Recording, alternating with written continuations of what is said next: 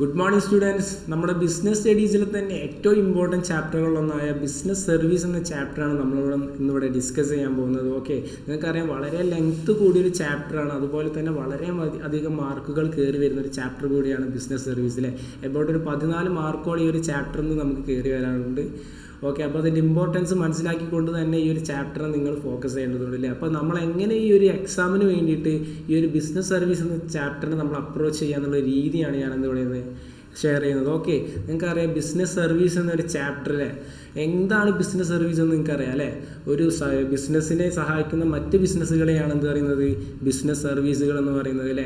അപ്പോൾ 4-5 ബിസിനസ് സർവീസുകൾ നമ്മളിവിടെ പഠിച്ചിട്ടുണ്ട്. എന്തൊക്കെയാണ്? ബാങ്കിങ്, ഇൻഷുറൻസ്, ട്രാൻസ്പോർട്ടേഷൻ, കമ്മ്യൂണിക്കേഷന്, പിന്നെ വെയർ ഹൗസ് സർവീസ് പറഞ്ഞ് ഇങ്ങനത്തെ കുറച്ച് കാറ്റഗറീസ് നമ്മൾ എന്തിട്ടുണ്ട് പഠിച്ചിട്ടുണ്ട്. അതിൽ ഏറ്റവും ഇമ്പോർട്ടൻ്റ് ആയിട്ട് വരുന്ന 2 ഏരിയകളാണ് ഇൻഷുറൻസ് ആൻഡ് ബാങ്കിങ് എന്നുള്ള ഏരിയാസ് അല്ലേ. ഇൻഷുറൻസ് എന്നുള്ള ഏരിയ വളരെ വളരെ ഇമ്പോർട്ടൻ്റ് ആണ്. കാരണം എന്താ, ഒരു 4-5 കൊല്ലമായിട്ട് എല്ലാ ഇയറിലും ക്വസ്റ്റ്യൻ വരുന്ന ഒരു ഏരിയയാണ് ഇൻഷുറൻസ് എന്ന. എല്ലാ ക്വസ്റ്റ്യൻ പേപ്പറുകളിലെയും എസ്എ ഇൻഷുറൻസ് എന്നൊരു ഏരിയയിൽ നിന്നായിരിക്കും. അപ്പോൾ വളരെ ഇമ്പോർട്ടൻസ് കൊടുത്ത് പഠിക്കേണ്ട 2 ഏരിയകളാണ് ഇതൊക്കെ, ഇൻഷുറൻസ് ആൻഡ് ബാങ്കിങ്. നമ്മൾ വഴിയെ പഠിക്കും. ഓക്കെ, സർവീസ് എന്താണെന്ന് നിങ്ങൾക്ക് അറിയാം അല്ലേ. എന്താ, ഒരു ഡോക്ടർ ഒരു പേഷ്യൻറ്റിന് കൊടുക്കുന്ന ഒരു കൺസൾട്ട് അല്ലെങ്കിൽ ഒരു ട്രീറ്റ്മെൻറ്റ് നമുക്ക് എന്ത് പറയാം, സർവീസ് എന്ന് പറയാം അല്ലേ. എന്താ, അവിടെ നമുക്ക് കാണാൻ പറ്റൂല അല്ലേ, നമുക്ക് ടച്ച് ചെയ്യാൻ പറ്റില്ല, ഫീൽ ചെയ്യാൻ പറ്റില്ല, നമുക്ക് എന്തേ പറ്റുള്ളൂ, അത് എക്സ്പീരിയൻസ് ചെയ്യാനേ പറ്റുള്ളൂ. ആ ഒരു പോയിന്റിനെയാണ് എന്ത് പറയുന്നത്, ആ ഒരു ആക്ടിവിറ്റി, ആ ഒരു പ്രോസസ്സിനെയാണ് എന്ത് പറയുന്നത്, സർവീസ് എന്ന് പറയുന്നത് അല്ലേ. അപ്പോൾ ആ സർവീസിൻ്റെ 5 നേച്ചേഴ്സ് നമ്മൾ പഠിച്ചതാണല്ലേ. എന്തൊക്കെയാണ് 5 നേച്ചേഴ്സ്? 5 ഐസ് അല്ലെങ്കിൽ 5 ഐസ് എന്നാണ് ആ നേച്ചേഴ്സിനെ പറയുക. Intangibility, inconsistency, inseparability, involvement and inventory. ഒരു 5 ഐസ് ഉണ്ടെങ്കിൽ നിങ്ങൾക്ക് എന്ത് ചെയ്യാം, ആ ഒരു സർവീസ് എന്ന ഏരിയയിൽ നിന്നുള്ള ഏത് ക്വസ്റ്റ്യനും നിങ്ങൾക്ക് ഈസി ആയിട്ട് അറ്റൻഡ് ചെയ്യാം അല്ലേ. അപ്പോൾ ആ ഒരു 5 ഐസ് നിങ്ങളുടെ മൈൻഡിൽ എപ്പോഴും കീപ്പ് ചെയ്ത് വെക്കുക അല്ലേ. അപ്പോൾ അവസാനത്തെ പോയിന്റ് എന്താണ്? Communication, warehouse and transportation അല്ലേ. ഈ 3 ബിസിനസ് സർവീസുകളും നിങ്ങൾ അറിഞ്ഞിരിക്കേണ്ടത് വളരെ ഇമ്പോർട്ടൻ്റ് ആണ്. അധികം ക്വസ്റ്റ്യൻസ് ഒന്നും കയറി വന്നിട്ടില്ലെങ്കിൽ കൂടി ഇമ്പോർട്ടൻ്റ് ആയ ഒരു ഏരിയ തന്നെയാണ് communication, warehouse and transportation സർവീസുകൾ. അതിനെക്കുറിച്ച് എന്താണെന്ന്, അതിൻ്റെ നേച്ചേഴ്സ്, അതിൻ്റെ ഫങ്ഷൻസ്, ടൈപ്സുകൾ ഉണ്ടെങ്കിൽ അതെല്ലാം പഠിച്ചെടുക്കേണ്ടത് വളരെ വളരെ അത്യാവശ്യമാണ്. ഓക്കെ, അപ്പോൾ നമുക്ക് പറയാം ഇൻഷുറൻസ് ആൻഡ് ബാങ്കിങ് ആണ് നമ്മുടെ ഏറ്റവും ഇമ്പോർട്ടൻ്റ് ഏരിയ ആയിട്ട് ഈ ഒരു ചാപ്റ്ററിൽ നിന്ന് കടന്നു വരുന്നില്ല. അപ്പോൾ ഇൻഷുറൻസ് എന്നൊരു ഏരിയ നമുക്ക് എന്താണ് നോക്കാം. ഓക്കെ, ഇൻഷുറൻസ് എന്നൊരു ഏരിയയിൽ ഏറ്റവും ഇമ്പോർട്ടൻസ് ആയിട്ട് വരുന്നത് എന്താണ്, അതിൻ്റെ പ്രിൻസിപ്പൾസ് ആണ്. 7 ഇമ്പോർട്ടൻ്റ് ആയ പ്രിൻസിപ്പൾസ് ആണ് ഇൻഷുറൻസിനുള്ളത് അല്ലേ. എന്താണ് ഇൻഷുറൻസ് എന്ന് നമുക്കറിയാം അല്ലേ. നമ്മുടെ ലോസിനും ഒക്കെ വേണ്ടിയുള്ള ഒരു പ്രൊട്ടക്ഷൻ അല്ലേ. നമ്മുടെ ബിസിനസ് നമ്മൾ ഒരു പ്രൊട്ടക്ഷൻ കൊടുക്കുന്ന ഒരു സംഭവമാണെന്ത്, ഇൻഷുറൻസ് എന്ന് പറയും. ഇൻഷുറൻസിൻ്റെ 7 പ്രിൻസിപ്പൾസ്, ഇമ്പോർട്ടൻ്റ് ആയ 7 പ്രിൻസിപ്പൾസ് അറിയാണ്ട് ഒരാൾ പോലും എക്സാം ഹാളിലേക്ക് പോകരുത്. കാരണം എന്താ, വളരെയധികം ഇമ്പോർട്ടൻ്റ് ആയ ഒരു ഏരിയ ആണത് കേട്ടോ. അപ്പോൾ എന്താ, ഫസ്റ്റ് പ്രിൻസിപ്പൾസ് എന്താ, അറ്റ്മോസ്റ്റ് ഗുഡ് ഫെയ്ത്ത്. എന്താ അറ്റ്മോസ്റ്റ് ഗുഡ് ഫെയ്ത്ത് കൊണ്ട് ഉദ്ദേശിക്കുന്നത്? നമ്മുടെ ഉത്തമ വിശ്വാസം ഉണ്ടാവണമെന്ന് പറയും. ഇൻഷുർഡും തമ്മിൽ എല്ലാ കാര്യങ്ങളും ഡിസ്ക്ലോസ് ചെയ്യണം. എല്ലാ മെറ്റീരിയൽ ഫാക്ട്സും എന്ത് ചെയ്യണം, ഡിസ്ക്ലോസ് ചെയ്യണം അല്ലേ. എല്ലാം തുറന്നു പറയണം, എന്തും ഒളിച്ചു വെക്കാണ്ട് എല്ലാം തുറന്നു പറയണം. ഒരു ഇൻഷുറൻസിലേക്ക് നമ്മൾ കടക്കുമ്പോൾ ഒരു ഇൻഷുറർ എല്ലാ ടേംസ് ആൻഡ് കണ്ടീഷൻസ് ഒരു ഇൻഷുർഡുമായിട്ട് പങ്കുവെക്കണം. അതുപോലെ ഒരു ഇൻഷുർഡ് എന്ത് ചെയ്യണം, ഒരു സബ്ജക്റ്റ് മാറ്ററുമായിട്ട് ബന്ധപ്പെട്ട A to Z കാര്യങ്ങളെല്ലാം എന്ത് ചെയ്യണം, ഇൻഷുററുമായിട്ട് പങ്കുവയ്ക്കണം. ഒന്നും ഒളിച്ചു വെക്കാൻ പാടില്ലെന്നൊരു പോയിൻ്റാണ് എന്തുവാ, അറ്റ്മോസ്റ്റ് ഗുഡ് ഫെയ്ത്ത് എന്നുകൊണ്ട് ഉദ്ദേശിക്കുന്നത്. സെക്കൻഡ് പോയിന്റ് എന്താ, ഇൻഷുറബിൾ ഇൻട്രസ്റ്റ്. ഇൻഷുർ ചെയ്യാൻ ഇൻഷുർഡിന് എന്താണ്, ഒരു ഇൻട്രസ്റ്റ് വേണം അല്ലേ. ആരുടെയും ഫോഴ്സിനനുസരിച്ചായിരിക്കരുത് ഇവിടെ ഇൻഷുർഡ് എന്ത് ചെയ്യുന്നത്, ഇൻഷുറൻസ് പോളിസിയിലേക്ക് എടുക്കേണ്ടത്. എന്തായിരിക്കണം, വളണ്ടർലി ഉള്ളൊരു ഇൻട്രസ്റ്റോട് കൂടിയായിരിക്കണം എന്ത്, ഇൻഷുറൻസിലേക്ക് വരേണ്ടത്. ഓക്കെ, ആ ഒരു പോയിന്റിനെയാണ് എന്ത് ചെയ്യുന്നത്, ഇൻഷുറബിൾ ഇൻട്രസ്റ്റ് എന്ന് പറയുന്നത്. അതുപോലെ തന്നെ എന്തെങ്കിലും ലോസുകൾ ഉണ്ടായാൽ അത് വീട്ടാനുള്ള ഉത്തരവാദിത്വം ആർക്ക് തന്നെയാണ്, ഇൻഷുർഡിന് തന്നെയാണ്. ഓക്കെ, അപ്പോൾ തേർഡ് പോയിന്റ് എന്താ, ഇൻഡെംനിറ്റി എന്ന് വെച്ചാൽ എന്താ, നമ്മുടെ ഒരു ഇൻഷുറൻസ് എന്ന ഒരു പ്രോസസ്സ് അല്ലെങ്കിൽ ഒരു ആക്ടിവിറ്റി എന്തിനുള്ളതാണ്, ലാഭം ഉണ്ടാക്കാനുള്ളതല്ല, എന്തിനാണ്, നഷ്ടം നികത്താൻ എന്നുള്ള ഉദ്ദേശത്തോടു കൂടിയാണ് എന്ത്, ഇൻഷുറൻസ് എന്നുള്ളത് കൊണ്ട് ഉദ്ദേശിക്കുന്നത്. ഓക്കെ, ആ ഒരു ഏരിയയാണ്. നമ്മളെന്താ പറയുക, ഇപ്പോൾ 5 ലക്ഷത്തിന് നമ്മളൊരു ഇൻഷുറൻസ് പോളിസി എടുത്തു. ഓക്കെ, അപ്പോൾ 2 ലക്ഷത്തിൻ്റെ ഒരു ഡാമേജ് അല്ലെങ്കിൽ ഒരു നഷ്ടം നമുക്ക് വരികയാണെങ്കിൽ ഇൻഷുറൻസ് കമ്പനി എത്രയേ തരുള്ളൂ, 2 ലക്ഷം രൂപ മാത്രമേ തരുള്ളൂ, 5 ലക്ഷം രൂപ തരൂല. എത്രയാണ് നഷ്ടമുണ്ടായത് ആ ഒരു നഷ്ടം മാത്രമേ എന്ത് തരുള്ളൂ, ഇൻഷുറൻസ് കമ്പനി അലൗഡ് ചെയ്ത് തരുള്ളൂ. ആ ഒരു പോയിന്റിനെയാണ് പറയുന്നത് ഇൻഡെംനിറ്റി എന്നുകൊണ്ട് ഉദ്ദേശിക്കുന്നത്. ഫോർത്ത് പോയിന്റ് എന്താ, കോഴ്സ് ഓഫ് പ്രോക്സിമ അല്ലേ, പ്രോക്സിമേറ്റ് കോഴ്സ് എന്ന് അതിനെ പറയാറുണ്ട്. ഓക്കെ, എന്ന് വെച്ചാൽ നിയറസ്റ്റ് കോഴ്സ് ഏതാണോ അതിനെയാണ് ഇവിടെ കൺസിഡർ ചെയ്യാറ്. ഇപ്പോൾ ഉദാഹരണത്തിന് നമ്മളൊരു ഫയർ ഇൻഷുറൻസ് എന്തെങ്കിലും ഒരു പ്രോപ്പർട്ടിക്ക് വേണ്ടി ചെയ്തു, ആ പ്രോപ്പർട്ടി ഭൂചലനത്തിൽ ആ പ്രോപ്പർട്ടി നശിച്ചു പോവുകയാണെങ്കിൽ നമുക്ക് ആ ക്ലെയിം കിട്ടുമോ? ഇല്ല. കാരണം നമ്മളെന്താ, ഫയർ ഇൻഷുറൻസ് ആണ് ചെയ്തിട്ടുള്ളത്. ഏതിനാണോ നമ്മൾ ഇൻഷുറൻസ് ചെയ്തിട്ടുള്ളത് ആ ഇൻഷുറൻസ് സംഭവിച്ചാൽ മാത്രമേ എന്ത് ചെയ്യുള്ളൂ, ക്ലെയിം കിട്ടുള്ളൂ. ആ ഒരു പോയിന്റിനെയാണ് എന്ത് പറയുന്നത്, കോസ്റ്റ് പ്രോക്സിമ എന്നുകൊണ്ട് ഉദ്ദേശിക്കുന്നത്. ഓക്കെ, ഫിഫ്ത്ത് പോയിന്റ് എന്താ, സബ്രോഗേഷൻ. സബ്രോഗേഷൻ എന്തുകൊണ്ട് ഉദ്ദേശിക്കുന്നത് എന്താ, നമ്മളൊരു ക്ലെയിം കൊടുത്തു, ഒരു ഇൻഷുറൻസ് കമ്പനി ഒരു ക്ലെയിം കൊടുത്തു കഴിഞ്ഞാൽ പ്രോപ്പർട്ടി മേലുള്ള ഫുൾ അവകാശം ആർക്കാണ്, പിന്നെ ആ ഇൻഷുറൻസ് കമ്പനിക്കാണ് അല്ലേ. ഇപ്പോൾ ഒരു കമ്പനി എന്ത് ചെയ്യുന്നു, ഒരു പ്രോപ്പർട്ടി ഇൻഷുർ ചെയ്യുന്നു, ആ പ്രോപ്പർട്ടി എന്ത് ആകുന്നു, ഡാമേജ് ആകുന്നു.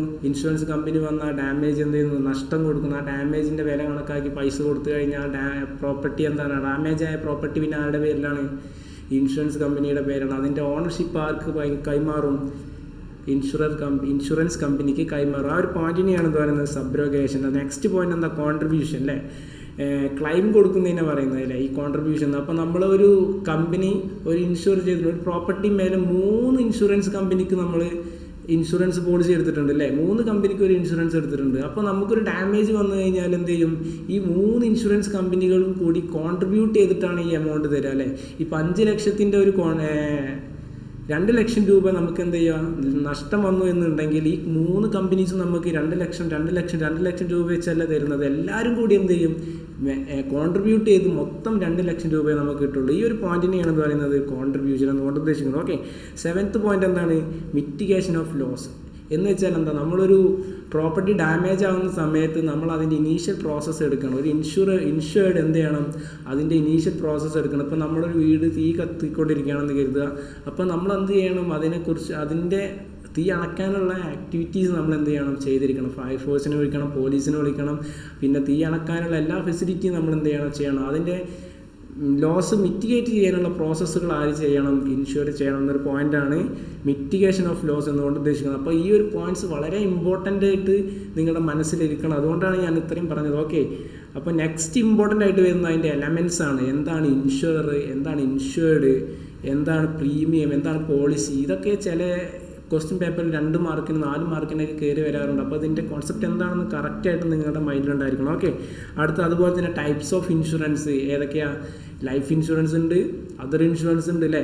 അതർ ഇൻഷുറൻസിനെ വീണ്ടും 3 തിരിച്ചിട്ടുണ്ട്. പിന്നെന്താ, മറൈൻ ഇൻഷുറൻസ്, ഫയർ ഇൻഷുറൻസ് അല്ലേ, അതർ ഇൻഷുറൻസ് ആണ് 3 വീണ്ടും തരംതിരിച്ചിരിക്കുന്നത്. അപ്പോൾ അതിൻ്റെയൊക്കെ ആ ഒരു ക്ലാസിഫിക്കേഷൻ എന്താണെന്ന് മനസ്സിലാക്കുക, പഠിക്കുക. അതൊക്കെ വളരെ വളരെ ഇമ്പോർട്ടൻസ് ആണ് കേട്ടോ. അതുപോലെ തന്നെ ഇൻഷുറൻസ് കഴിഞ്ഞ മറ്റൊരു ഇമ്പോർട്ടൻ്റ് ഏരിയ ആണ് ഏത്, ബാങ്കിങ് എന്ന ഏരിയ.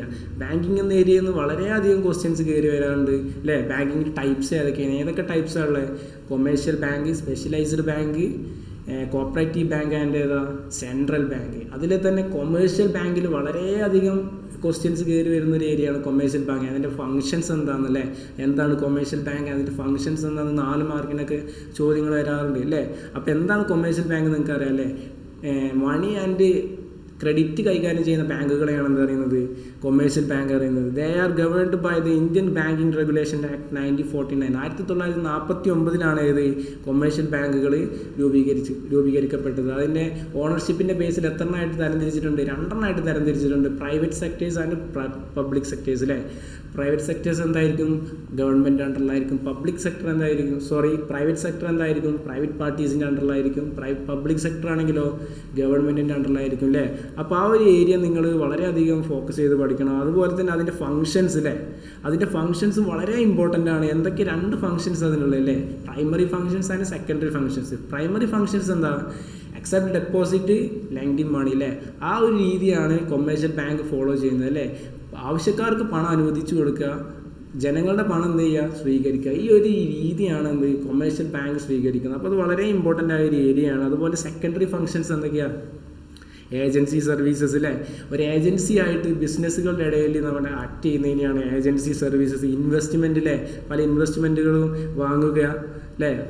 ബിസിനസ്സിൻ്റെ ഇൻവെസ്റ്റ്മെൻറ്റൊക്കെ എവിടെയായിരിക്കും, ബാങ്കിലായിരിക്കും ഡെപ്പോസിറ്റ് ചെയ്തിട്ടുണ്ട്. ആ ഒരു പോയിൻ്റാണ് ഇൻവെസ്റ്റ്മെൻറ്റ് സർവീസ്. അതുപോലെ ക്രെഡിറ്റ് അലൗഡ് ചെയ്യുക, ഫോറിൻ എക്സ്ചേഞ്ച് സർവീസുകൾ അലൗഡ് ചെയ്യുക, പിന്നെന്താ സേഫ് ലോക്കേഴ്സുകൾ അലൗഡ് ചെയ്യുക, ATM and digital banking facilities allowed ചെയ്യുക. ഈ ഒരു പോയിൻ്റൊക്കെയാണ് എന്ത് സെക്കൻഡറി ഫങ്ഷൻസ് ആയിട്ട് കയറി വരുന്നത്. ഓക്കെ, ഈ ഒരു ഏരിയ വളരെ വളരെ ഇമ്പോർട്ടൻസ് കൊടുത്ത് പഠിക്കേണ്ട ഒരു ഏരിയ കൂടെയാണ് ഇത് കൊമേഴ്ഷ്യൽ ബാങ്കിന്. അതുപോലെ കോപ്പറേറ്റീവ് ബാങ്ക് അല്ലേ, അതുപോലെ സ്പെഷ്യലൈസ്ഡ് ബാങ്ക് അല്ലേ. എന്താ സ്പെഷ്യലൈസ്ഡ് ബാങ്ക്? ഒരു സ്പെസിഫിക് സർവീസിനെ മാത്രം ഫോക്കസ് ചെയ്യുന്ന ഒരു ബാങ്ക്സിനെയാണ് എന്താ പറയുന്നത് സ്പെഷ്യലൈസ്ഡ് ബാങ്ക്. ഇപ്പോൾ എക്സ്പോർട്ട് ആൻഡ് ഇമ്പോർട്ടിനെ മാത്രം ഫോക്കസ് ചെയ്യുന്ന ബാങ്ക്സിന് എന്താ പറയുക എക്സിം ബാങ്ക് എന്ന് പറയുക. അതുപോലെ ഇൻഡസ്ട്രീനെ ഫോക്കസ് ചെയ്യുന്ന എന്താ ഇൻഡസ്ട്രിയൽ ബാങ്ക്. അങ്ങനെ ഓരോ സ്പെസിഫിക് സർവീസിനെ മാത്രം ഫോക്കസ് ചെയ്യുന്ന ബാങ്കുകളെയാണ് എന്താ പറയുന്നത് സ്പെഷ്യലൈസ്ഡ് ബാങ്ക്. അതുപോലെ എന്താ സെൻട്രൽ ബാങ്ക്, അതുപോലെ വളരെ ഇമ്പോർട്ടൻ്റ് ഒരു ഏരിയ ആണ് എന്ത് സെൻട്രൽ ബാങ്ക് അല്ലേ.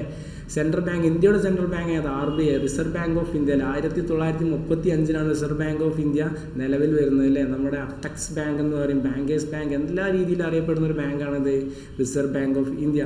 അപ്പോൾ അതിൻ്റെ ഫങ്ഷൻസ്, അതിനെക്കുറിച്ചുള്ള ഡെഫിനിഷൻ എല്ലാം നിങ്ങൾ ഓർത്തു വെക്കണം, പഠിച്ചു വെക്കണം, വളരെ വളരെ ഇമ്പോർട്ടൻ്റ് ആണ്. അതുപോലെ തന്നെ ബാങ്കിങ്ങിൻ്റെ ഏരിയയിൽ ഒരു വളരെ പ്രധാനപ്പെട്ട ഒരു ഏരിയയാണ് ഈ ബാങ്കിങ്. എന്താണ് അതിൻ്റെ ബെനിഫിറ്റ്സ് എന്നത് അല്ലേ. എല്ലാ ബാങ്കിങ് സർവീസുകളും ഇൻ്റർനെറ്റ് വഴി കൊടുക്കുക എന്നുള്ള ഒരു ഉദ്ദേശമാണ് എന്ത് ഈ ബാങ്കിങ് എന്നുകൊണ്ട് ഉദ്ദേശിക്കുന്നത് അല്ലേ. പല സർവീസുകളായിട്ട് നമ്മൾ എന്ത് കൊടുക്കുന്നുണ്ട്, ഇൻ്റർനെറ്റ് വഴി എന്ത് ചെയ്യുന്നുണ്ട്, ബാങ്കിങ് പ്രൊവൈഡ് ചെയ്യുക എന്നുള്ളൊരു ഉദ്ദേശമാണ് എന്ത് ഈ ബാങ്കിങ്ങിനുള്ളത് അല്ലേ. ആ ഒരു പോയിൻ്റാണ് ഈ ബാങ്ക് കൊണ്ട് ഉദ്ദേശിക്കുന്നത്. അതിൻ്റെ ബെനിഫിറ്റ്സും വളരെ ഇമ്പോർട്ടൻ്റ് ആണല്ലേ. നമുക്ക് എവിടെ വേണമെങ്കിലും ഏത് നേരത്ത് വേണമെങ്കിലും നമുക്ക് ഈ ബാങ്കിങ്ങിൻ്റെ സർവീസ് കിട്ടും അല്ലേ. ബ്രാഞ്ചുകളിലെ തിരക്കുകളൊക്കെ കുറയും അല്ലേ. ഈ ബാങ്കിങ് വന്നതോടുകൂടി എല്ലാം ഡിജിറ്റലൈസ് ചെയ്യുക, നമുക്ക് മൊബൈൽ ത്രൂ നമുക്ക് എന്ത് ചെയ്യാം, ഇതെല്ലാം നമുക്ക് കൺട്രോൾ ചെയ്യാം എന്നുള്ളതായി അല്ലേ. അപ്പോൾ ഇതൊക്കെ വളരെ വളരെ ഇമ്പോർട്ടൻ്റ് ആയ ഏരിയ ആണ്. നിങ്ങൾ അതിൻ്റെ ഫോക്കസ് കൊടുത്തുകൊണ്ട് പഠിക്കാൻ ശ്രമിക്കുക, മാക്സിമം മാർക്കുകൾ എന്ത് ചെയ്യുക, സ്കോർ ചെയ്യുക. ഓക്കെ.